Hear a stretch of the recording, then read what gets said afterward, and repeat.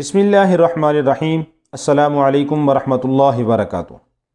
محترم ناظرین، ہر مسلمان کی تمنا خواہش یہی ہے کہ میں جنت میں داخل ہو جاؤں، اور مسلمان ایمان و عمل والی زندگی اسی لیے اختیار کرتا ہے کہ ہمیشہ کی جنت والی زندگی میں مجھے نعمتیں میسر ہوں، میری زندگی اچھی بن جائے۔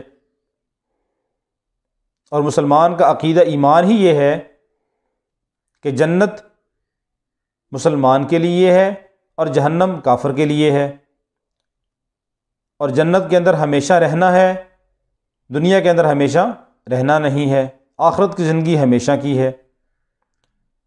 اور وہ آخرت کی زندگی اچھی بن جائے، جنت کی نعمتیں حاصل ہو جائیں، ہمیشہ کی جنت مل جائے، تو اس کے لیے آسان سا عمل ہے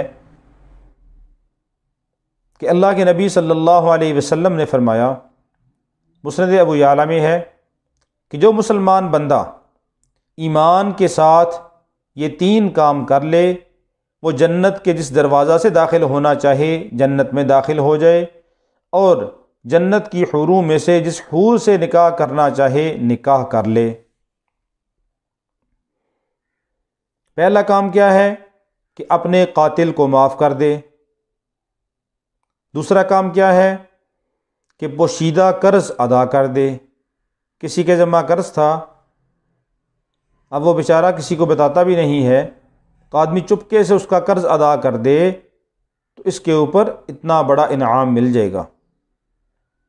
اور تیسرا کام کیا ہے جو انتہائی آسان ہے، ہر مسلمان بندہ اس کو کر سکتا ہے، چاہے امیر ہو غریب ہو کوئی بھی ہو، کسی مسلمان کی دسترس سے وہ باہر نہیں ہے۔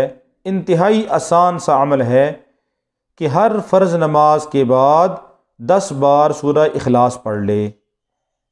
کتنا آسان سا عمل ہے کہ 10 بار سورہ اخلاص پڑھ لو تو جنت کے جس دروازہ سے داخل ہونا چاہو جنت میں داخل ہو جاؤ، اور جنت کی جس حور سے نکاح کرنا چاہو اس سے نکاح کر لو۔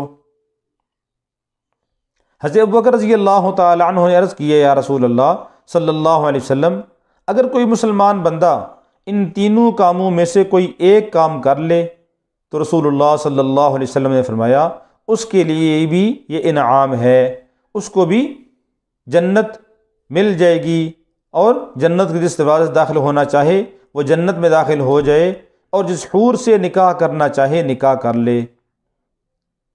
تو پہلے 2 عمل اگر ہم نہیں کر سکتے تو ہم تیسرے عمل کا اہتمام کر لیں، یہ تو مشکل نہیں ہے، ہر فرض نماز کے بعد 10 بار سورہ اخلاص کا اہتمام کر لیں، تو اللہ رب العالمین ہمیں اتنا بڑا انعام نصیب فرما دیں گے۔ اللہ ہم سب کو عمل کرنے کی توفیق عطا فرمائے۔